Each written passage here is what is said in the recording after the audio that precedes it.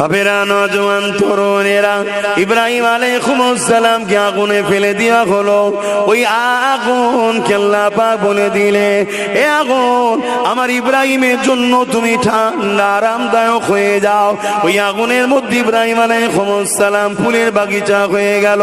ওই আগুনের মধ্যে তিনি কেমন করে খোরাখুরি করতে লাগলে। এ যুবকেরা, আল্লাহ তো তিনি যিনার বিনা হুকুমে আগুনের ক্ষমতা নাই পুরাতে পারে। মালিক তো তিনি যিনি যখনই হুকুম করে দিলেন ওই আগুনের মধ্যে ফুলের বাগিচা হয়ে যায়। এ যুবকেরা, তরুণীরা, বাপেরা, ভেবে দেখুন তাহলে আমার আল্লাহ তিনি কত ক্ষমতাশালী। দুনিয়া সামান্য সামান্য ক্ষমতা দেখে তাদের ভয়েতে তাদের গোলাম হয়ে যাবেন না। দুনিয়া সামান্য সামান্য জালিমের সুমন করে জুলুম দেখে তাদের গোলাম হয়ে যাবেন না।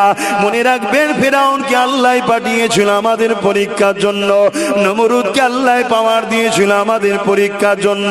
বান্দা বান্দি গুলো এদের সামান্য ক্ষমতা দেখে আমার পাওয়ারকে ভুলে যায় নাকি? এদের সামান্য ভয় দেখে তারা আমাকে ছেড়ে দেয় নাকি? এটা তো ছিল পরীক্ষা রে বাবা। এই আজকেও যদি আমাদেরকে কেউ পরীক্ষা নেয়, ওই কেন্দ্র সরকার যে কালা কানুন তৈরি করেছে মুসলমানদের কবরস্থান মসজিদ মাদ্রাসাকে ভেঙে দেবো, এখানে ভয় খেয়ে গেলে হবে না। তোমার আমার ডিউটি হলো একটা, এই কালা কানুনের বিরুদ্ধে সংবিধান অনুযায়ী প্রতিবাদ করে যাওয়া, এই কালা কানুনের বিরুদ্ধে সংবিধান অনুযায়ী লড়াই করে যাওয়া। ফাইসাল্লা কি হবে ওটা তোমার আমার কাজ নয়, ওটা দুনিয়ার কারো কাজ নয়। ফাইসাল্লা তো আল্লাহর পক্ষ থেকেই হবে। কিন্তু তুমি যদি মনে করো এর বিরুদ্ধে কথা বললে মিলিটারি আছে গুলি করে দেবে, এর বিরুদ্ধে কথা বললে মিথ্যা মামলায় জেলে দেবে, এর বিরুদ্ধে কথা বললে তোমাকে তাড়িয়ে দেবে, এই ভয় যদি তুমি করে না, তাহলে জানতে হবে তোমার মধ্যে ঈমান দুর্বল হয়েছে। এইটাই জন্য তো আজকে আমরা শেষ হতে লেগেছি। এই মনে রাখবেন, ফাইসাল্লাহর মালিক হলেন আল্লাহ। ইব্রাহিম নবীর সামনে আগুন রয়েছে, এই বিশাল আগুনে ফেলে দিল। জিবরাইল সাহায্য করতে এলো, ইব্রাহিম নবী সাহায্য নিলেন না। একটাই কথা বললেন, জিনার জন্য ইব্রাহিমকে আগুনে যেতে হচ্ছে। তিনি যদি বাঁচান, তিনার বাঁচাবার ক্ষমতা আছে, বাঁচতে চায়। আর তিনি যদি ইব্রাহিমকে পুড়িয়ে খুশি হয়, তিনার পুরার জন্য, তিনার খুশির জন্য ইব্রাহিম একবার নয় 1000 বার আমার মালিকের জন্য পুড়তে রাজি। আজকে আল্লাহর জন্য, হকের জন্য, ন্যায়ের জন্য যদি জেলে যে আল্লাহ খুশি হয়, তোমরা কি যেতে রাজি নয়? তাহলে অন্যায় করলে তো হবে না, হকের পক্ষে থাকতে হবে। ইউসুফ আলাইহিস সালামের মতো নবী জেলে গেছে, গেছে না যায়নি? মিশরের আজিজ তাকে জেলে দিয়েছে। তিনি দোষী ছিলেন, হ্যাঁ দোষী ছিলেন কি? কিন্তু জেল থেকে যখন বেরোচ্ছিলেন তিনার সম্মান কমেছিল না বেড়েছিল? কেন? আল্লাহর পক্ষে ছিলেন, তিনি হকের পক্ষে ছিলেন। ব্যাপারটা জানেন তো নাকি? না একটু টাচ করে দেবো। হযরতে আম্মা জান, নাম ভুলি, জুলাইখা, তখন তিনি কিন্তু ইসলামের উপরে ছিলেন না, এটা মাথায় রাখবেন। অনেকে ওয়াজ করে এটা বলে না, আর না বলার জন্য ইসলাম বিদ্বেষীরা বলবে এই দেখ মুসলমানদের নবীরা প্রেম ভালোবাসা করছে না। আম্মা জুলাইখা যখন ইউসুফ নবীকে পার্সোনাল কামরায় ডেকেছিলেন, ডেকে যখন কুপ্রস্তাব দিয়েছিলেন, তখন কিন্তু আম্মা জুলাইখা একটা মূর্তির পূজা করত, ইসলামের মধ্যে ছিলেন না। কেন? ইউসুফ নবীকে যখনই বলেছিলেন যে কেউ নেই রাজপ্রাসাদে, তোমার উপরে আমার অনেক লক্ষ্য, এই সুযোগ তুমি আমার মনের বাসনা পূরণ করো, বাকিটা বুঝতে পারছেন। ইউসুফ আলাইহিস সালাম যুবক, তখন চারিদিকে তাকাচ্ছে। তখন জুলাইখা বলেছিল, তুমি কি দেখছো? এই মহল্লায় কেউ নেই। ইউসুফ নবী তাও দেখছেন, মানে হুজুর দেখছেন কোন কেন্দ্রে চলে যাবি, কি বিপদে বললাম, কোন কেন্দ্রে যাব দেখছে। তখন জুলাইখা বললেন যে আপনি কি আমার এই মূর্তিটাকে দেখে ভাবছেন? লেন দুপাট্টা দিয়ে মূর্তিটাকে চাপাতে দিল, আমার খোদা দেখতে পাচ্ছে না। তখন ইউসুফ নবী বলে উঠেছিলেন, আরে আমি যে খোদাকে মানি তিনার কাছে কোনো জিনিস গোপন করা যায় না। জোরে বলুন সুবহানাল্লাহ। অন্তরের খবরও জানে, মায়ের পেটের খবর জানে, সাতব জমিনের জিনিস জানে, সবকিছু তিনি জানেন, তিনি হলেন আল্লাহ। জোরে বলুন সুবহানাল্লাহ। এই বলে ইউসুফ আলাইহিস সালাম যখন দেখছে কোনো দিকে নাই, বিসমিল্লাহ বলে ছুট দিয়েছেন দরজার দিকে, অটোমেটিক আল্লাহ দরজাকে খুলে দিচ্ছে। জোরে বলুন সুবহানাল্লাহ।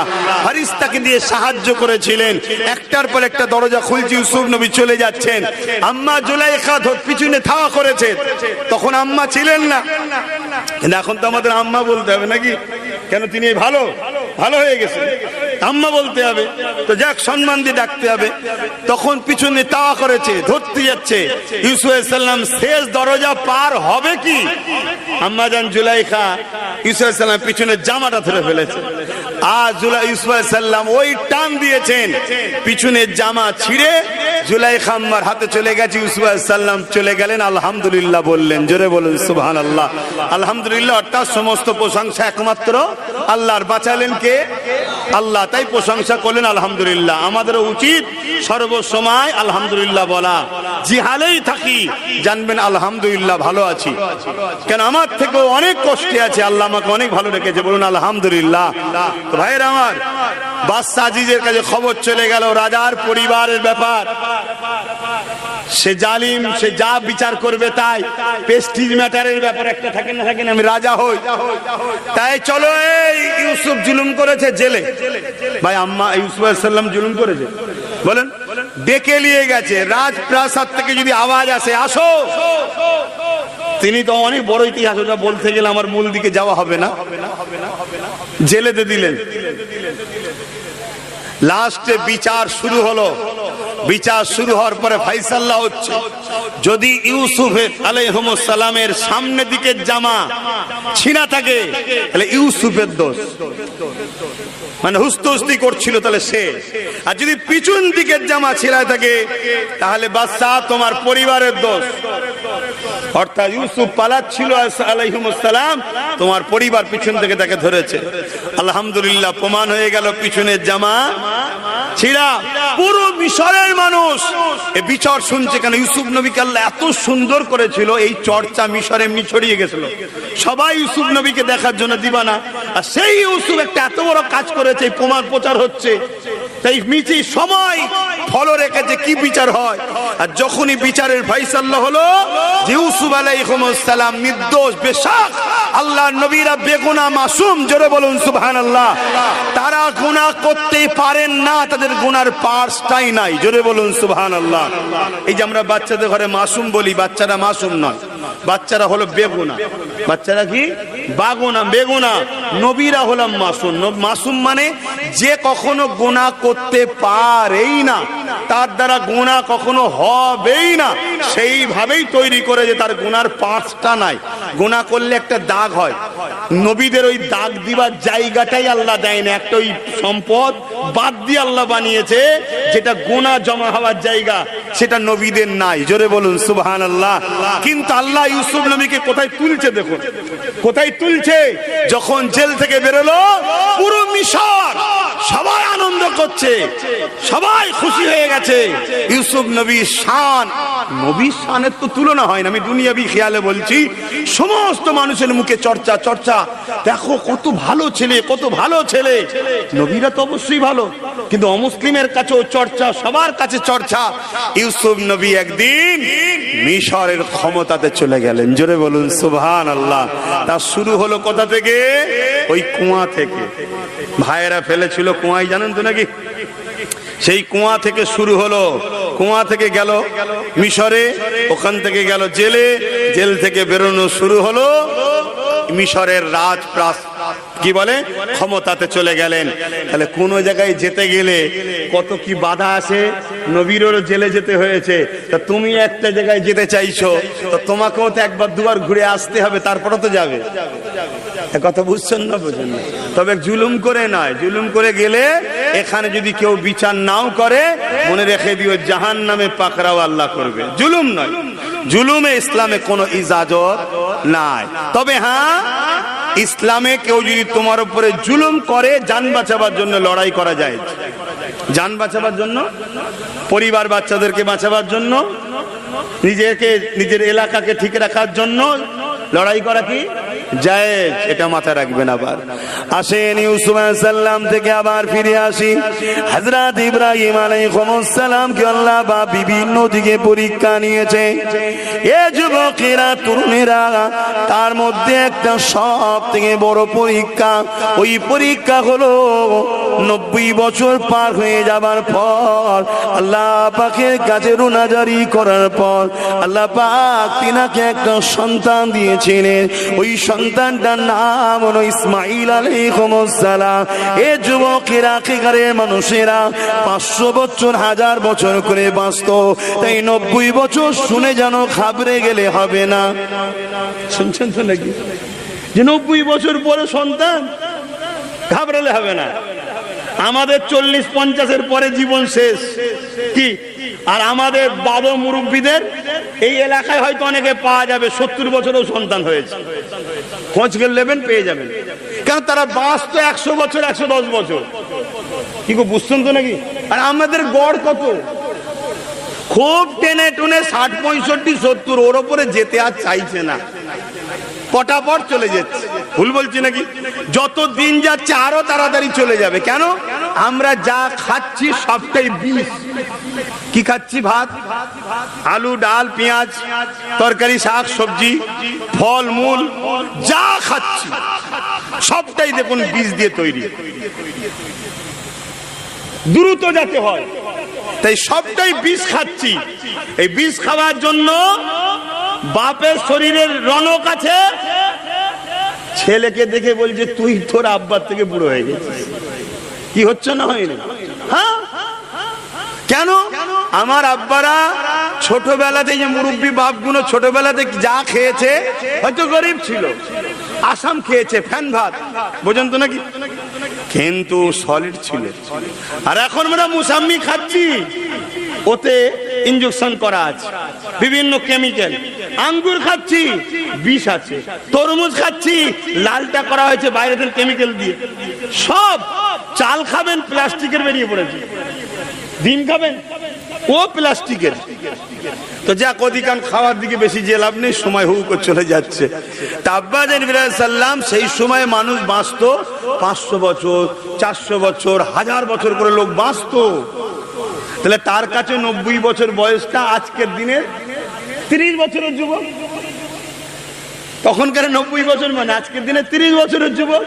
90 বছর বয়সে আল্লাহ পাক একটা সন্তান দিলেন, নাম হযরত ইসমাঈল আলাইহিস সালাম। আহা, বাপের আদরের সন্তান, এত কাঁদাকাটি করার পরে সন্তান। সেই সন্তান তো সন্তান, যেন মনে হচ্ছে বুঝাবার জন্য বলছি, নবীরা আকাশের চাঁদের থেকেও নবীরা অনেক দামি। জোরে বলুন সুবহানাল্লাহ। কিন্তু সুন্দরটা বুঝাতে গেলে আমরা একটাই কথা বলি, চাঁদ। সেই জন্য বুঝাচ্ছি যেন চাঁদ আম্মা হাজেরার কোলে আল্লাহতে দিয়েছে। জোরে বলুন সুবহানাল্লাহ। শরীর থেকে আলো বেরোচ্ছে জান্নাত থেকে। নবীর প্রত্যেকটা নবীদের সম্পর্ক জান্নাতের মাটির সাথে, আর জান্নাতের মাটিটা হলো নূর দ্বারা। জোরে বলুন সুবহানাল্লাহ। এই প্রত্যেকটা নবীদেরই শরীর থেকে আলো বেরোতো। জোরে বলুন সুবহানাল্লাহ। এই সন্তান যখনই হলো, কিছুদিন যেতে না যেতে পরীক্ষাটা দেখুন আল্লাহ। ইব্রাহিম সাল্লামকে আল্লাহ বললেন, তোমার বাচ্চাকে অমুক এলাকায় রেখে আসো, যেটা হলো এখন কাবা। ওখানে কোনো ঘর ছিল না, শুনে রাখো, কোনো ঘর ছিল না।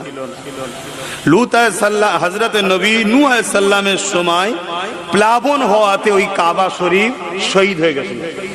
কথা বুঝে আসছে তো? ওই জায়গাতে ইব্রাহিম সাল্লামকে আল্লাহ বললেন, তোমার স্ত্রী ও তোমার বাচ্চাকে ওই জায়গাতে রেখে আসো, যেখানে কোনো লোক নাই, পানি নাই, বস্তি নাই, খাবারের ব্যাপার নাই।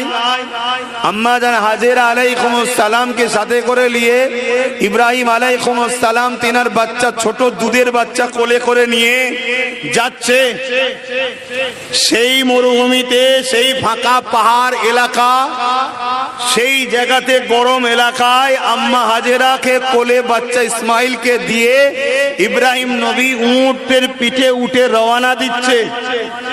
আম্মা হাজেরা শুধু বলেছিলেন, আপনি চলে যাচ্ছেন, আব্বাজান বললেন আপনারা দুজন এখানে থাকবেন। আম্মা উত্তরে আরেকবার জিজ্ঞেস করলেন যে এটা আপনি চলে যাচ্ছেন নিজের ইচ্ছায় না আল্লাহর হুকুমে? আমার মায়েরা মন দিয়ে শোনেন, সংসার করতে হবে, জানি রক্ত গোস্তে তৈরি, আমরা ঠেকাঠুকি ঠুকুর মুকুর হয়ে যায়, কিন্তু মা হাজেরাও রক্তে গোস্তেই তৈরি ছিল। আদর্শটা দেখুন কেমন। স্বামীকে জিজ্ঞেস করছে, আমার প্রাণের স্বামী, আমি জানতে চাইছি এই নির্জন মরুভূমি গরম এলাকাতে খাবার নাই, পানি নাই, লোক নাই, আপনি যে রেখে যাচ্ছেন দুধের বাচ্চাকে সহ আমাকে, এটা আপনার নিজের ইচ্ছাই না আল্লাহর হুকুমে? ইব্রাহিম আলাইহিস সালাম বললেন, নবীরা যা কিছু করে খোদার হুকুমেই করে। আম্মাজান হাজেরা বলেছিলেন, তাহলে আমি নিশ্চিন্ত, আপনি যেতে পারেন, কেন আপনি আমার স্বামী হিসাবে সাহায্যকারী ওসিলা, কিন্তু আপনার থেকেও অনেক বড় সাহায্যকারী আমার সৃষ্টিকর্তা আল্লাহ। জোরে বলুন সুবহানাল্লাহ। আমরা বাপের উপরে ডিপেন্ড করি, মায়ের উপর ডিপেন্ড করি, স্ত্রীর উপর ডিপেন্ড করি, স্বামীর উপর ডিপেন্ড করি, সন্তানের উপরে ভরসা করি, নেতার উপরে ভরসা করি, নেত্রীর উপরে ভরসা করি, কিন্তু আল্লাহর উপরে ভরসা ছেড়ে দিয়েছি। কথাটা কি খারাপ লেগে গেল? কিন্তু আম্মাজান হাজেরা দেখুন কি বলছে, আপনি আমার স্বামী, আমার গার্জেন। বেশক আল্লাহরই সিস্টেম এটা, প্রত্যেকটা নারীর অভিভাবক তার স্বামী, এটা তার গার্জেন, তার থাকা খাওয়া চিকিৎসা জামা কাপড় টোটাল দায়ী দায়িত্ব ঘর স্বামীর। স্বামী যদি পালন না করে স্বামী জাহান্নামে যাবে, এটা ঠিকই। কিন্তু আপনি যখন বললেন আল্লাহর হুকুম, আমি এই আপনার থেকেও বড় আমার নিরাপত্তার জন্য দায়িত্ব আমার যিনি নিয়েছেন তিনি হলেন আমার সৃষ্টিকর্তা আল্লাহ। জোরে বলুন সুবহানাল্লাহ। ইব্রাহিম সাল্লাম চলে গেলেন। বলুন তো, আপনি কি পারবেন আপনার দুধের বাচ্চাকে রেখে দিয়ে যেতে? হ্যাঁ বলেন। এত বড় এমনি হয়ে যায়নি। বড়দের বড় বড় পরীক্ষা, আমাদের ছোট ছোট পরীক্ষা আমরা পাচ্ছি না। সামান্য এই ওয়াকফের মতো কালা কানুনের বিরুদ্ধে, কেন্দ্র সরকারের এত বড় চক্রান্তের বিরুদ্ধে লড়াই পর্যন্ত করা আমাদের আলেম ওলামারা বন্ধ করে দিয়েছে। কেন? রাজ্য সরকার বলেছে এই রাজ্যে করা যাবে না। কথা কি আমার কষ্ট দিল নাকি? দুঃখ। আপনি আল্লাহর জন্য ভাব করবেন না, নবীর জন্য করবেন না, দ্বীনের জন্য করবেন না। কোন একটা বেঈমান কি বলেছে তার কথাটা আপনার কাছে গ্রহণযোগ্য হয়ে গেল? তাহলে ভাবুন আমরা কোথায়, আমাদের ঈমান কোথায়? আমরা মার খাবো না তো মার কারা খাবে? আমাদের উপরে আল্লাহর পক্ষ থেকেই মার হচ্ছে। গাছের পাতা খোদার বিনা হুকুম ছাড়া লড়তে পারে না। তাহলে ভারতবর্ষের মতো দেশে প্রাইম মিনিস্টার কি হবে খোদার হুকুম ছাড়া হয়ে গেছে? ভাবুন তো, এটা ভেতরে মাথায় ঢুকাবেন। ভাবুন তো, এটা আমাদের পাওনা, আল্লাহ দেবে তাই ওকে বসিয়েছে। খুব দুঃখ লাগছে ভাই। সবার উচিত আন্দোলন করা। তো যাক, আমি আন্দোলন করছি 10 বছর ধরে। আগামী দিন মাসখানেকের মধ্যেই যদি আপনার মেদিনীপুরেতেও প্রোগ্রাম করি, আপনাদের কি সময় আছে যাবার? কি গো, সময় আছে তো নাকি? না আপনি বলবেন যে আমি যেতে পারছি না, আমার মহল্লা থেকে চাপ আছে, আমি যেতে পারছি না, আমার যদি টোটোটা বন্ধ হয়ে যায়, আমি যেতে পারছি না, আমাকে যদি কাজটা বন্ধ হয়ে যায়, কেন আমার সঙ্গে মিশলে অনেক জায়গায় আইন হচ্ছে, টোটো চালাতে পারবে না, দোকান চালাতে পারবে না। হায় হায় হায়, আমাকেও কম দিক দিয়ে রুকা হচ্ছে, আমার জলসাগুলোকে কেটে দেওয়া হচ্ছে, আমার জলসাকে রুকে দেওয়া হচ্ছে, কত দিক দিয়ে জুলুম করা হচ্ছে, আরো অনেক সাইড দিয়ে। কিন্তু একটা দিক দিয়ে কেউ যদি রোকে, আমি জিনার জন্য লড়ছি, জিনাকে ভালোবেসে জিনার জন্য জান বল কুরবান করার আগ্রহ নিয়েছি, তিনি অ্যাকসেপ্ট করবেন কি? আমাকে চান তেনা, আমার জানটা তিনি তিনার রাহে কবুল করবেন কি আমি জানি না, কিন্তু জিনার জন্য আমি বেরিয়েছি, তিনি 1000টা দরজা খুলতে পারে। জোরে বলুন সুবহানাল্লাহ। হাই যুবক, বোঝো, আজ বুঝার জিনিস, শুধু শোনার জিনিস নয়। আব্বাজান ইব্রাহিম আলাইহিস সালাম চলে আসলেন। এদিকে আম্মাজান শিশু বাচ্চা হযরত ইসমাঈল আলাইহিস সালামকে নিয়ে ওই জায়গাতে রয়ে গেলেন। এ যুবকেরা, তরুণেরা, বাপেরা, এমন সময় রাত এসে গেল। আম্মা জান নিশ্চিন্তাতে রয়েছে খোলা আকাশের নিচে ছোট্ট দুধের বাচ্চাকে নিয়ে। হাজার হাজার মাইল এমন করে এলাকায় কোনো লোকের বসবাস নাই, পাহাড় আর পাহাড়, বালু এলাকা। এ যুবকেরা কিছু কিছু জায়গাতে কাঁটাযুক্ত ঝোপঝাড় রয়েছে, বড় বড় হিংস্র পশুও রয়েছে। এইরকম একটা জায়গাতে আম্মা জান তিনি বাচ্চাকে নিয়ে নিশ্চিন্তায় রয়েছে, কেননা তিনি জানেন আমার আল্লাহ আমার জন্য যথেষ্ট। এ যুবকেরা একেই বলে তাওয়াক্কালতু আলাল্লাহ, হাসবুনাল্লাহু ওয়া নি'মাল ওয়াকিল, নি'মাল মাওলা ওয়া নি'মান নাসির। যে ব্যক্তি আল্লাহর উপরে ভরসা করে থাকে, আল্লাহর সাহায্যের মুখাপেক্ষী হয়ে থাকে, তার জন্য আমার আল্লাহ পাকি যথেষ্ট। এ যুবকের এইদিকে বাচ্চা ইসমাঈল আলাইহিস সালামের পিপাসা লেগে গেল। এই পিপাসার জন্য অনেক বড় কথা, মূল জায়গাগুলো বলছি। আম্মা জান হাজেরা এই একটা বালিতে এমন একটা জায়গাতে এমন করে হযরত ইসমাঈল আলাইহিস সালামকে শুইয়ে রেখে আর এমন করে ছুটোছুটি করতে লাগলে পানি কোন দিকে পাওয়া যায়। দূর থেকে নজর পড়লো সাফা বলে একটা পাহাড় রয়েছে। ওই পাহাড়ের দিকে যখন নজর পড়লো, এমন করে আম্মা জান দেখতে লেগেছে পানি যেন ওখানে রয়েছে। ছুট দিতে লাগলে ওখানে গিয়ে দেখলো রৌদ্র চোটেতে বালিগুলো পানির মতো চকচক করতে লেগেছে। আমরাও যখন প্রচন্ড রোদে দিনের বেলায় রাস্তায় যাই, দূর থেকে রাস্তার পিচ গুনে এত চকচক করে যেন মনে হয় পানি পড়ে আছে, হয় না? যাচ্ছে এই যে হজ করতে যাই আমরা, কে যাই তো নাকি 5 লাখ 10 লাখ 20 লাখ, যার যেমন আওকাত আছে। অনেকে ভিআইপি ভাবে থাকতে চায়, ঠিক আছে, আল্লাহ দিয়েছে থাকবে, তোমার কোনো হিংসা নাই। কিন্তু যাই মানুষের জীবনে শখ যাবার। কি গো, তোমাদের শখ আছে তো নাকি? সবার জীবনে একটা শখ আছে, একবার যাব, আল্লাহ একবার নিয়ে যাবে, শখ কিন্তু সবার। যে গরিব তারও শখ যায় যে একবার কমসে কম যায় আল্লাহর ঘর, নবীর দরবার একবার হাজিরি দিয়েছি। এই যে সাফা মারওয়া বা টোটাল হজটা একটা ইয়াদগার, একটা সেলিব্রেশন, একটা স্মৃতি, একটা ইতিহাসকে বানানো, নকল করা। এই যে আমরা ঈদে মিলাদুন নবী করি, এলি আমাদের সমাজের কিছু ভাই সমালোচনা করে। অ্যাকচুয়ালি ঈদে মিলাদুন নবীর বিরুদ্ধে ইহুদি খ্রিস্টানরা সর্বপ্রথম বিরোধী। আমার নবীর ঈদে মিলাদুন নবীর বা নবীর মিলাদের সব থেকে বিরোধী হলো ইবলিস, শয়তান। আমাদের ভাইয়েরা অনেকে বোঝে না, তারা এর বিরোধী করে ফেলে। আল্লাহ আমাদের মধ্যে হকটা বুঝার, হকটা জানার তৌফিক দান করে, বোন আল্লাহুম্মা আমিন। ঈদে মিলাদুন নবী এটা হলো একটা স্মৃতি বানানো, একটা ইয়াদগার বানানো। ইব্রাহিম আলাইহিস সালাম যে আগুনে পড়ে নেয়, বহুত উলামা লিখছেন ইব্রাহিম নবীর কপালে তখন নূরে মুহাম্মদ রাসূল ছিলেন, তাই আগুনের ক্ষমতা ছিল না পুরাবার। জোরে বলুন সুবহানাল্লাহ। কথা বুঝে আসছে? তাহলে ইব্রাহিম নবীর যদি স্মৃতি হজের মতো একটা ফরজ হয়ে যায়, ইব্রাহিম নবীরও নবী, মুহাম্মদ রাসূলের মিলাদ স্মৃতি আলোচনার দরকার আছে না নাই? কিন্তু বুঝতে হবে, ঝগড়া করলে হবে? ভাই ভাই নিজেদের মধ্যে মুসলমান আজকে আমরা হাজারো দলে বিভক্ত হয়ে গেলাম, টুকরো টুকরো হয়ে গেলাম। আর এই টুকরো টুকরো আমাদেরকে প্ল্যান মাফিক করা হচ্ছে। করছে কারা? যারা ইসলামকে মিটাতে চাই তারা। কেন? আমরা যদি এক হয়ে থাকি তাহলে আমাদেরকে রুকা সম্ভব নয়, তাই আমাদেরকে বিভিন্ন দলে বিভক্ত করে দাও। আব্বাস সিদ্দিকী যেখানে আসবে আরো 5,000 লোক যেন না যায়, আবার অন্য জায়গায় যখন আসবে আব্বাস সিদ্দিকীর ভক্ত যেন না যায়। এই যে আমরা টুকরো টুকরো হয়েছি, আর আমি টুকরো না থাকি তাহলে সবাই এক জায়গায় হবো, আর সবাই এক জায়গায় হওয়া মানে কি? শক্তি বাড়বে। এটা হলো ইসলামের দুশমনদের প্ল্যান। তাই আমি প্রত্যেকটা জামাত, প্রত্যেকটা দল, প্রত্যেকটা আলেম উলামাকে বলবো, আমাদের সবার যখন নেতা মুহাম্মদ রাসূল সাল্লাল্লাহু আলাইহি ওয়াসাল্লাম।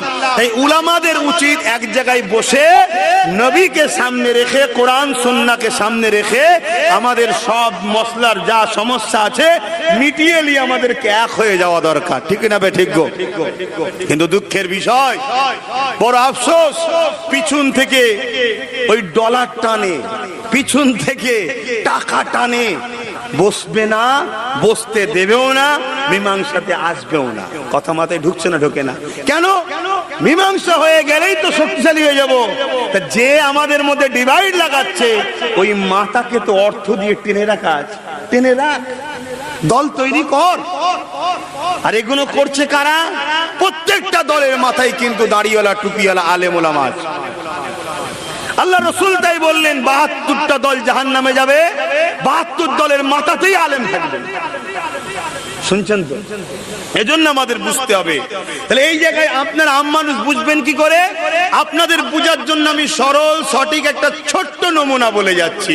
সেই নমুনা হলো এটা, যে দল, যে জামাত, যে উলামা আপনাদের ঘরে দয়ার নবীর সঙ্গে জুড়তে চাইবে, রসুল চিনাতে চাইবে, সাহাবাদের জামাতের সঙ্গে তোমাদের যে সাহাবারা কিভাবে নবীকে ভালোবেসেছে এই আকীদা শিখাতে চাইবে, চোখ মুজে সে দলের সাথে থাকবে। কথা বুঝে আসছে? কারণ নবী বললেন জান্নাতি দল হলো আহলে সুন্নাত ওয়াল জামাত। জোরে বলুন সুবহানাল্লাহ। সাহাবারা জিজ্ঞেস করলেন আহলে সুন্নাত ওয়াল জামাত কোন দল? নবী বললেন যে দলে আমি ও আমার সাহাবারা আছে। জোরে বলুন সুবহানাল্লাহ। অর্থাৎ সাহাবা হুজুররা নামাজের থেকেও বেশি গুরুত্ব মোহাম্মদ রসুলকে দিয়েছে। জোরে বলুন সুবহানাল্লাহ। সাহাবা হুজুররা নবীর আদবের কাছে নামাজের রুকুন, নামাজের হুকুম, নামাজের আহকামকে ভেঙে নবীর আদবকে বেশি প্রাধান্য দিয়েছে। জোরে বলুন সুবহানাল্লাহ। তার একটা ছোট্ট নমুনা বলে যাচ্ছে, বলি নাকি? কি অসুবিধা হয়ে গেল নাকি? যে নামাজের হুকুম আহকাম ভেঙে দিয়ে নবীর আদবের গুরুত্ব, এইখানেই তো মরিছি আমরা। আমাদেরকে কেউ দাড়ি দেখি একটা দল করেছে, কেউ কোরআন দেখি একটা দল করেছে, কেউ নামাজ দেখি একটা দল করেছে, কেউ রোজা দেখি একটা দল করেছে, কেউ হজ দেখি একটা দল করেছে। এক একজন এক একটা ইসলামেরই জিনিস দেখিয়েই দল করেছে। অতএব সব দল ভেঙে দিয়ে একটাই দল হবে, মোহাম্মদ রসুলকে দেখে দল হবে। জোরে বলুন সুবহানাল্লাহ। পৃথিবীতে দ্বিতীয় কোন দিকেই তাকানো যাবে না। আপনি কি বলেন কোরআনের দিকে, তাহলে কি বাদ নাকি? মোহাম্মদ রসুলই হলেন কোরআনের বাস্তব রূপ। জোরে বলুন সুবহানাল্লাহ। কোরআনটা কি? আম্মাদের আয়েশা সিদ্দিকা বলছেন কানা খুলুকুল্লাহুল কোরআন, আমার নবীর লাইফ স্টাইল হলো কোরআন। জোরে বলুন সুবহানাল্লাহ। কোরআন তো বুঝতে গেলেই নবী দরকার। কথা মাথায় ঢুকছে? নবীকে আল্লাহ ইসলাম শরিয়াতের মূল করেছে, তাহলে দল নবীকে কেন্দ্রিক হবে। যারা নবীকে দেখায় তোমাকে, জানবে এটা হলো আহলে সুন্নাত ওয়াল জামাত। জোরে বলুন সুবহানাল্লাহ। নামাজ তো পড়তেই হবে, রোজা তো রাখতেই হবে, হজ তো করতেই হবে, কেন আমার নবী করেছে, আমার নবীর হুকুম। কিন্তু নামাজের জন্য নবী নয়, নবী নামাজের জন্য নবী নয়, নবীর জন্য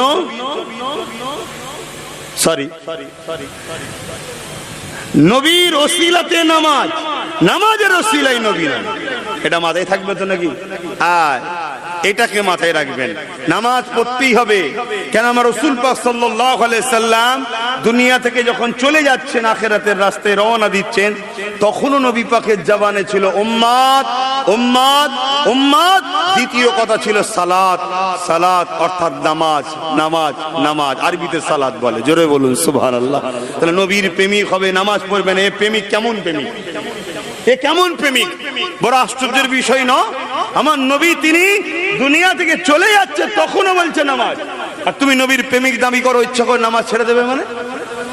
তাহলে নিশ্চয়ই বদমাইশি হচ্ছে। কিন্তু গুরুত্ব বেশি মুহাম্মদ সাল্লাল্লাহু আলাইহি ওয়াসাল্লামের, এটাকে মাথায় রাখতে হবে। কেন আমার নবী সাহাবারা হুজুর পাক সাল্লাল্লাহু আলাইহি ওয়াসাল্লাম একটু ঘরে রয়েছেন, শুনছেন তো সবাই, একটু অসুস্থ ঘরে আছেন, আর কে নামাজ পড়াবে, কে পড়াবে, অনেক ইখতিলাফ হয়েছে। সবাই মিলে বলল সিদ্দিক আকবর পড়াবে। হযরত আবু বকর সিদ্দিক নামাজে গেলেন, এর ইখতিলাফও আছে। ওমর ফারুক পড়াতে গিয়েছিলেন, রাসূল বলেন এই না আবু বকর পড়াবে, আমি ওদিকে যাচ্ছি না, যাক আবু বকর সিদ্দিক নামাজ পড়ালেন। একদিন, দুদিন, 3 দিন যাচ্ছে, আল্লাহ নবী একটু সুস্থ হলেন। তাই দেখছেন যে আমার মেহনতের ফসলটা কি। যারা এক আল্লাহ চিনত না, তারা আজকে এক আল্লাহর কাছে সিজদা করছে, এটা আমার নবীর অবদান। তো কিভাবে আমি ছাড়া ওরা নামাজ পড়ছে? তো নবী পাক দেখার জন্য মসজিদের যে পর্দা ছিল, হুজুরের ঘর আর মদিনা নববীতে একসাথে, হুজুরের দরজা মুবারকের ছবি দেখেছেন তো, ও সোনালী জালি দিয়ে ঘেরা, ওটা হুজুরের ঘর মুবারক। আম্মা জান আয়েশা হুজুর আর হুজুর ওখানে থাকতেন, আর পাশেই তো নববী শরীফ। তো হুজুর পর্দাটা সরিয়েছেন, সাহাবা হুজুররা কিবলার দিকে, আর হুজুর পিছন দিক থেকে, হুজুরের ঘর পর্দাটা সরাচ্ছে পিছন থেকে, সাহাবারা সব কোন দিকে? কিবলামুখী। হুজুর পর্দা সরিয়েছে, সমস্ত সাহাবারা, ইমাম আবু বকর সিদ্দিকও, তিনিও কিবলা থেকে মুখ ঘুরিয়ে নিয়ে সব হুজুরকে দেখছে। জোরে বলুন সুবহানাল্লাহ, আরো জোরে বলুন। বুখারীর হাদিস, কোরআনের পরে যে কিতাবের দরজা বুখারী শরীফের হাদিস, শুনছেন তো? আল্লাহর নবী কি বললেন? এই সাহাবারা সর্বনাশ, নামাজ চলে গেছে, এটা বললেন?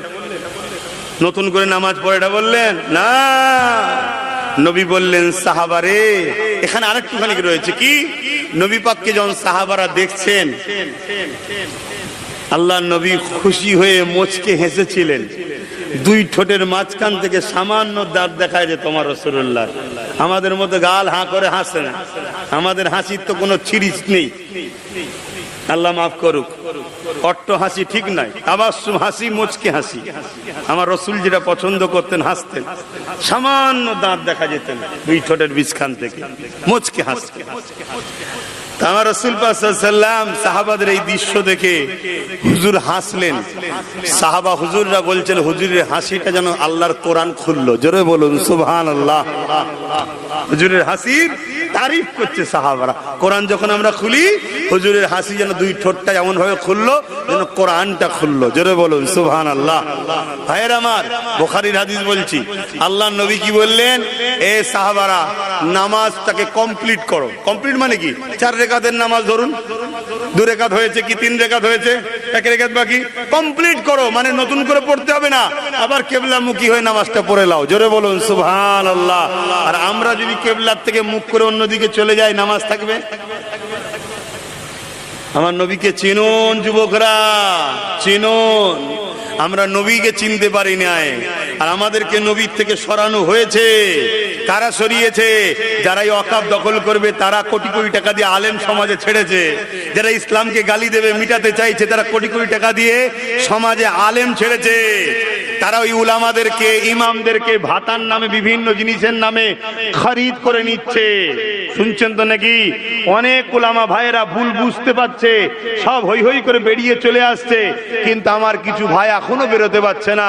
দোয়া করি আল্লাহ তাদেরকেও ইসলাম বিদ্বেষীদের ঘিরা টোপ থেকে, জাল থেকে বেরিয়ে আসার তৌফিক দেন। বলুন আমিন।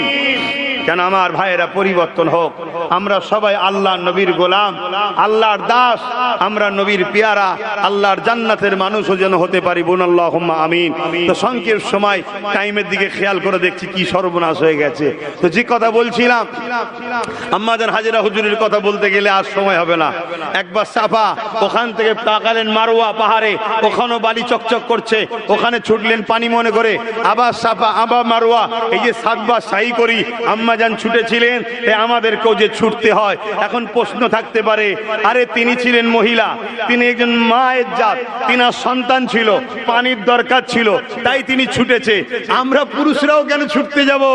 না, আল্লাহ বলছে আমার পেয়ারা বান্দি ছুটেছে, তোকেও অনুসরণ করে ছুটতে হবে। জোরে বলুন সুবহানাল্লাহ। আল্লাহ এখানে পানির তো প্রয়োজন নেই, আমি সন্তানও আনিনি, আমি কেন? অত কথা নয়, আমার বান্দি ছুটেছে, আমার পেয়ারা বান্দা বান্দির জন্য ছুটে, বান্দির জন্য, বান্দার জন্য, পানির জন্য বান্দি ছুটেছে। তাই তারা যখন ছুটেছে, সে যখন ছুটেছে, আমার বান্দির স্মৃতি আমি ইয়াদগার বানাবো। শুনছেন তো? এটাই হজ তো নাকি? বলবেন তো এটাই হজ তো নাকি? আর কি হজে হয়? হ্যাঁ, 7 বার কাবাকে তওয়াফ করার পর মাকাম ইব্রাহিমের সামনে এসে কাবা ও মাকাম ইব্রাহিমকে সামনে রেখে 2 রাকাত নামাজ পড়তে হবে।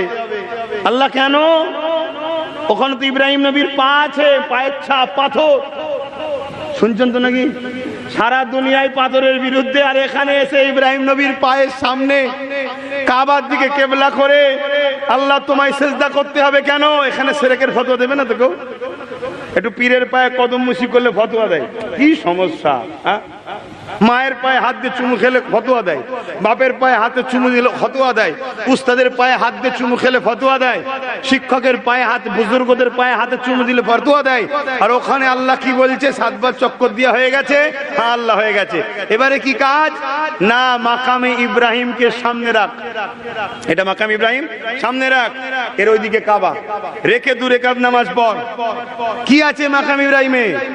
ইব্রাহিম সাল্লামের পা, যে পাথরটাই রেখে কাবা তৈরি করছিলেন ওই পাথরের ছাপ আছে। জোরে বলুন সুবহানাল্লাহ। এখানে একটা পয়েন্ট আছে, কি? পুরো মক্কা তো পাথর। ইব্রাহিম নবী তো আরো অনেক জায়গায় ঘুরেছে। নবীদের পায়ের কদম লাগার সাথে সাথে পাথরগুলো নরম হয়ে যায়। জোরে বলুন সুবহানাল্লাহ। কিন্তু মনে রাখবেন, কোন পাথরকে আল্লাহ মাহফুজ রাখেনি, মাকামে ইব্রাহিমটাকে আল্লাহ রেখেছে কেন? একটা প্রশ্ন আছে না?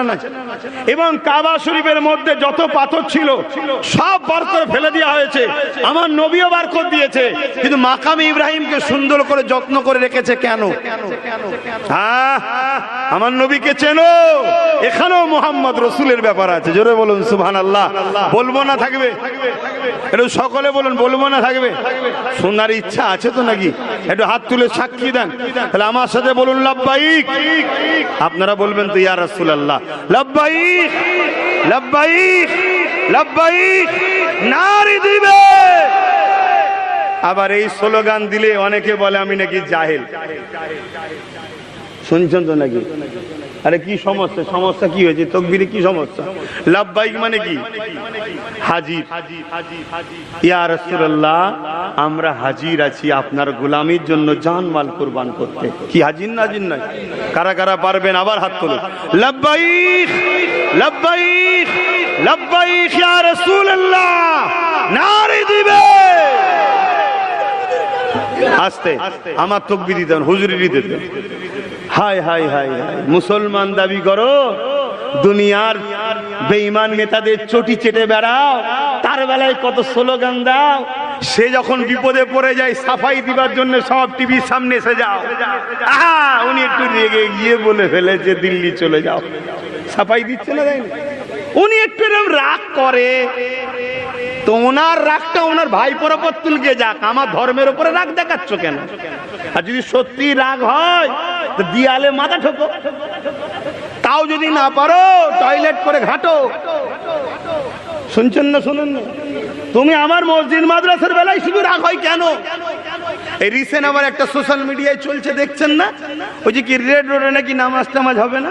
এই সব বানানো নাটক, সব বানানো নাটক। আমি যে কামড়াবো আবার ঘুরে এসে বলবো আমি তো উজা ঝাড়বো। ইমোশনাল ব্ল্যাকমেল করা কেন? একটা বাজারে খারাপ মেসেজ চলে গেছে না, যায় না? এ মনে সবার দুঃখ হয়েছে না, হয় না? যারা রাজ্য সরকারকে সাপোর্ট করেছে বা এখনো দল করে, তাদের সবার মনেও কিন্তু এই কথাটা পছন্দ হয়নি, দিল্লি চলে যাও। এই পছন্দ হয়েছে? প্রত্যেকটা মুসলমানের হৃদয়ে কিন্তু আঘাত দিয়েছে। হয়তো দলটা করে, কিন্তু দিলে আঘাত দিয়েছে। এত বড় কথা বলে বললো। আর যাদের ইমান একটু শক্তিশালী, ও দলকে ঝেঁটা মেরে বেরিয়ে চলে গেছে। দল আগে নয়, আমার কাছে আল্লাহ রসুল আগে। ঠিক না বেটি? এরকম কত দল আসবে, কত দল ধ্বংস হয়ে যাবে, কত দল থাকবে, কত দল মরে যাবে, কত দল মিটে যাবে। কিন্তু জি তুমি আল্লাহ রসুলের আগে কাউকে প্রাধান্য দাও, আল্লাহ বলছেন তার হাতে তোকে মিটাবো। এত বড় কথা শোনার পরও যে মুসলমান এর সাথে দল করবে, আমি আল্লাহকে সাক্ষী রেখে বলছি সেই মুসলমানকে শেষ করবে। এটা হবেই, নাই কোরআন মিথ্যা হয়ে যাবে। নাউজুবিল্লাহ। আল্লাহ সূরা বাকারায় বলছে আমাকেও আমার হাবিবকে ছেড়ে যাকে প্রাধান্য দেবে আমি আল্লাহ তার দ্বারা তোদেরকে মিটাবো। শুনছেন না শোনেননি? অতএব এইটাতে অনেক আমার ভাইয়েরা বেরিয়েও চলে যাচ্ছে। এই যে একটা মুসলমানদের যে মনে আঘাত দিয়েছে, এই আঘাতটা কুড়াতে হবে। কি করতে হবে বলো? রেড রোডে নামাজ হবে না। মুসলমানদের মধ্যে একটা মেসেজ খারাপ যাবে না? যাবে না। আরে আমাদেরকে সব জায়গা থেকে আস্তে আস্তে বঞ্চিত করছে, সব জায়গা থেকে তেড়িয়ে দিচ্ছে। এই আমাদের ঘরে সবাই মিলে চেপে ধরেছে। অমনি আবার প্রচার করো রাজ্য সরকারের তত্ত্বাবধানে, উনি দায়িত্ব নিয়ে আবার পারমিশন করে দিয়েছে। হবে মুসলমান কি বলবে? এই তো কত ভালো কাজ করেছে রে, কত ভালো কাজ করেছে। শয়তান চিন্তা আমরা খুব ভালো পারি, কারণ আমরা হুজুর মানুষ তো, আমরা খুব ভালো জানি। শুনছেন না শোনেন? কারণ আপনাদের কারো কষ্ট হয়ে গেলাম দাদা যে হুজুর হিসাব কথা বলার কি দরকার? হ্যাঁ, এই ভুল হয়ে গেল নাকি? তওবা করলো। এখন হবে কষ্ট। কিছু মোল্লা মলি সাহেব পীর পীরজাদারও হতে পারে, যারা ভাড়া পায়, হতে পারে। তা আপনাদের হচ্ছে নাকি? যদি হয় বাপ দোয়া কর দিতে, আল্লাহ সময় নেই। হ্যাঁ, সময় নেই না, মাগরিব পরে হবে না। তো আমাকে যেতে হবে অনেক দূরে। কি কথা বলতে গিয়ে চলে গেলাম যেন না, তার আগে কি বলছিলাম? আরে রেড রোড রেখে দাও না, ওসব চোর ধরা পড়ে গেছে, বাদ দাও। মাকামে ইব্রাহিমের সামনে পাথরটার রহস্য কি? হ্যাঁ, দুনিয়ায় মক্কায় এত পাথর আছে, কোনো পাথরের দাগ নেই। আব্বাজান ইব্রাহিম আলাইহিস সালাম যখন কাবা শরীফ তওয়াফ করছিলেন, ওই মাকাম ইব্রাহিমে যে পাথরটা রয়েছে, ওই পাথরটা হলো এমন একটা সিস্টেম যেটা আপনারা সহজে বুঝবেন, যেটাকে নকল করে লিফট তৈরি হয়েছে। কিন্তু আপনারা লিফটের কথাটা বেশি বুঝবেন। ওটা উপরে ওঠার সময় উপরে ওঠে, নিচুই নামার সময় নিচুই নামে। এখন আধুনিক লিফট যতই হোক না কেন, ওই লিফটকে ওপরে তুলতে গেলে তার রশি লাগে, তার লাগে, বিভিন্ন খাঁচা লাগে, বহুত রকম যন্ত্রপাতি লাগে। কিন্তু আমার আল্লাহ ইব্রাহিম নবীর জন্যই পাথরকে লিফট বানিয়েছিল। ওই পাথরের কোনো দড়ি রশি ছিল না, তলাতে কোনো সাপোর্ট ছিল না, অটোমেটিক উঠতো, অটোমেটিক নামতো। তাহলে বড় কে? আমার আল্লাহ। সেই আল্লাহ ধরো। এই যুবকেরা, কাবা ঘর তৈরি হয়ে গেল, ওই পাথরের উপরে দাঁড়িয়ে ইব্রাহিম নবী দোয়া করতে লাগলেন, আল্লাহ ঘর তো বানানো হয়ে গেল, এই ঘরের মজুরি আপনি আমাকে দেন। প্রতিটা মানুষকে যখন আমরা ঘরের কাজ লাগাই, হয়ে যাবার পরে মজুরি চাই। ইব্রাহিম নবী বললেন, আল্লাহ আপনি ঘর বানাতে বললেন, আমি ঘর বানালাম, মজুরি আপনি দেন। আল্লাহ পাক বললেন, ইব্রাহিম রে, কি মজুরি নেবে? যাও, তোমার বানানো ঘরকে আমি আল্লাহ সম্মান বাড়াবার জন্য আমার ঘর বলে ঘোষণা দিয়ে দিলাম। কাবার এত সম্মান বেড়ে গেল, আল্লাহর ঘর দেখার জন্য মানুষ 20 লাখ টাকা খরচ করে, 50 লাখ টাকাও খরচ করে। এমন আল্লাহর পাগল আছে 1 কোটি টাকাও খরচ করে চলে যায়। কি এক নজরে আল্লাহর ঘর দেখবো? বানিয়েছে ইব্রাহিম নবী। ঘরের সম্মানকে আল্লাহ বাড়িয়ে দিল, শুধু বলল আমার ঘর, সম্মান বেড়ে গেল। ইব্রাহিম নবী বলছেন, না আল্লাহ আরো দোয়া আছে, অনেক বড় কথা, ওদিকে আমি যাচ্ছি না। ইব্রাহিম নবী একটা দোয়া চাইলেন। কি দোয়া? আল্লাহ পাক আমাকে মুহাম্মদ রাসূলুল্লাহর দাদা বানিয়ে দেন। যখনই এ কথা বলেছে, আল্লাহ পাক বলতে লাগলেন, ইব্রাহিম তোমাকে একটা জলিলুল কদর নবী করেছি, এত সম্মানিত করেছি। ইব্রাহিম তুমি মুহাম্মদ রাসূলের দাদা হতে চাইছো কেন? আল্লাহ পাক ইব্রাহিম নবী বললেন, আল্লাহ মুহাম্মদ রাসূলের শান মর্যাদা আমি শুনেছি, কিয়ামতের দিনে মুহাম্মদ রাসূলের দাদা ইব্রাহিম বলে আমাকে ডাকবে, এটা আমি নিজেকে বড় খুশি মনে করব।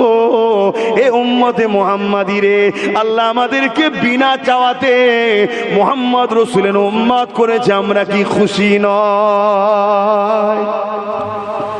কত সৌভাগ্য আমাদের, সেই নবীর উম্মত হয়ে ইসলামের দুশমনদের সব গোলামিতে আমরা ব্যস্ত হয়ে গেলাম। এই যখন মুহাম্মদ রাসূলের ব্যাপারটা আল্লাহর সঙ্গে কথা হচ্ছে, চাইছে মিলাদ। মিলাদ মানে নবজাতক শিশুর আলোচনার বিষয়, শুনছেন তো নাকি? মিলাদ, এই আলোচনা যখন করছে, মিলাদের মাহফিল করছে ইব্রাহিম নবী, মিলাদের মাহফিল করছে ইব্রাহিম নবী, আলোচনা করছে রসুলের আগমন নিয়ে। এই আমার বংশে যেন আসে, আমার নসলে যেন আসে, তার দাদা আমাকে বানান, এ কথা যখন বলছে, আল্লাহ পাক পাথরকে বলছে, পাথর এই স্মৃতিটা তোর বুকের মধ্যে নকশা করে লে, ইব্রাহিমের কদমকে তোর বুকের মধ্যে স্মৃতি করে রেখে দে, তুই আমার হাবিবের আলোচনা টাইমটা তোর বুকের মধ্যে রেখে দে। সবে কিয়ামত পর্যন্ত যত হাজি আসবে কাবায়, সবাই দেখবে ইব্রাহিম মুহাম্মদ রাসূলের মিলাদ করেছিল এই পাথরে দাঁড়িয়ে। জোরে বলুন সুবহানাল্লাহ, আরো জোরে বলুন সুবহানাল্লাহ। ইয়া রাসূলুল্লাহ, তাই পাথরেরও সম্মান হয়ে গেল। তুই আমার হাবিবের মিলাদের স্মৃতি তোর বুকে সংরক্ষণ রাখ, আমি আল্লাহ পাথর তোকেও সংরক্ষণ রাখবো। দেখুন এখন সংরক্ষণ আছে। আর কথা বলতে পারছি না, একটু আজান দেবে, তার আগে একটু সালাম পড়তে হবে। একটু সালাম পড়ে ইয়া নবী।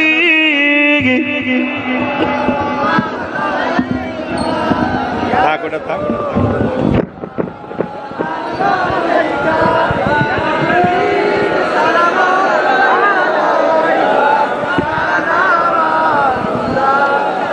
বাপজান আমার, ওয়াকাব নিয়ে তো আলোচনা করার সময় নেই, আর দোয়ার মাহফিলে এসেছি।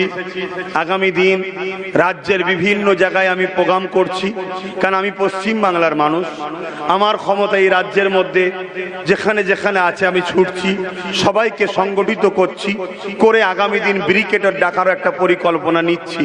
খবর পেলে আপনাদের একটু হাজিরি দিতে হবে, পারবেন তো নাকি?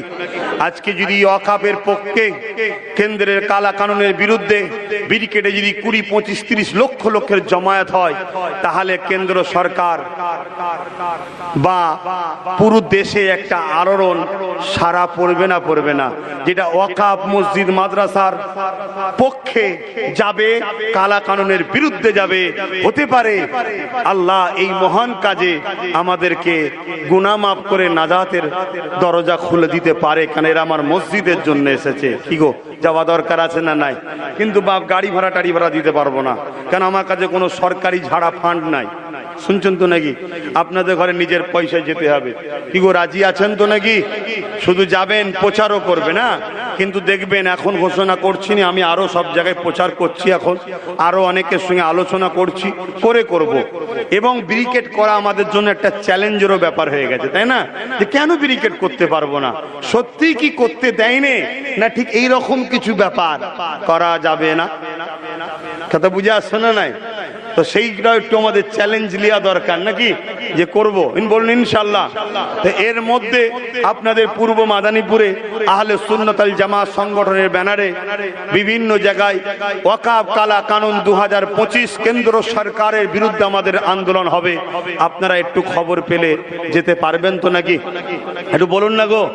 কিন্তু একটা জিনিস বারবার প্রশ্ন ওঠে, কেন্দ্র সরকারের বিরুদ্ধে আন্দোলনে রাজ্য সরকারের কষ্ট হয় কেন? কথা মাথায় ঢুকছে না, ঢোকে না? তো যাক, আমরা আজকে আর বলতে পারছি না, ওই আলোচনা ওখানে হবে। এত ভয়ানক ভয়ানক আইন তৈরি করছে, যে আইনে শুধু মসজিদ মাদ্রাসা কবরস্থান যাবে না, ও মসজিদ মাদ্রাসা ওয়াকাফ যদি চলে যায়, মনে রাখবেন ভারতবর্ষে মুসলমান তোমরা তোমাদের পরিচয় দিয়ে এখানে টিকে থাকতে পারবে না। সঙ্গে সঙ্গে তোমাদেরকে বলা হবে এরা স্বাধীনতার পরে বাংলাদেশ থেকে এসছে, আর অবাঙালি মুসলমান যারা আছে উর্দু ভাষী তাদেরকে বলবে পাকিস্তান থেকে এসেছে। কিন্তু যতদিন তোমার 1000 বছরের মসজিদ আছে, 100, 200, 300, 400, 500 বছরের মসজিদ মাদ্রাসা কবরস্থান আছে, ততদিন কিন্তু তোমাদেরকে কেউ বলতে পারছে না এরা এসেছে। আর যখনই এই অস্তিত্বটা মিটে যাবে, তখনই কিন্তু তোমাকে প্রমাণ দিতে পারবে না আর যে আমাদের কিছু ছিল দেশে। এটা একটা বিরাট বড় নাটক ভাই। অতএব ওয়াকাফ কালা কানুনকে বাতিল করতেই হবে। এর জন্য লাখো প্রাণ যদি যেতে হয় যাবে, আব্বাস সিদ্দিকীরও যদি যাই যাবে, কোনো অসুবিধা নেই। আরে এমনি আমি তো মরবো। আল্লাহর ঘরের জন্য মরণের সম্মান কত বড় হবে বলো তো। এর পাশাপাশি সংবিধানকে শেষ করছে কেন্দ্র সরকার, সংবিধানকে বাঁচাবার জন্য তো আমাদের লড়াই করতে হবে। তাই আগামী দিন যখন ডাকবো খবর পেলে একটু যেতে হবে। কি গো, সময় দিতে পারবেন তো? না সব কাজ কাম ইনকাম করাতেই ব্যস্ত? হ্যাঁ, 50 বছর ধরে তিল তিল করে জন্ম তৈরি করে ঘর বাড়ি করেছিল, সেসব বোলডুজার দিয়ে ভেঙে দিচ্ছে। 50 বছর তৈরি করা সব ভেঙে শেষ করে দিচ্ছে। তা কি করবে ইনকাম করে জড়ো করে? হ্যাঁ, নিজের অস্তিত্ব যদি বাঁচাতে না পারো, তুমি আগামী দিন তোমার ঘর বাড়ি এলাকায় থাকতে পারবে না, উদ্বাস্তু বলে উড়িয়ে দেবে। তুমি যদি বলো আমার জমি জায়গার দলিল আছে, ধর 500 বছরের প্রমাণ হয়েছিল বাবরি মসজিদ ওখানে ছিল, তার কাগজপত্র সব থাকার পরও যদি তোমার মসজিদ না থাকে, তাহলে তোমার ঘরটা থাকে নাকি? হ্যাঁ, এগুলো ভাবতে হবে। তোমার মসজিদের পিছনে পুরো পৃথিবীর মুসলমান রয়েছে, আর তোমার ঘরের পিছনে তোমার পাশের বাড়িও নাই। এটা ভাবতে হবে ভাই আমার। তাই আসো, এ থেকে রক্ষা করার উপায়, নাম্বার 1 আন্দোলন, number 2 supreme court case, number 3 যে শক্তিতে তারা করেছে ওই শক্তি অর্জন করতে হবে। তা আসুন, ও বিষয়ের কথা বলার সময় নেই। ইয়া নবী সালাম, ইয়া রাসূল সালাম, ইয়া হাবিব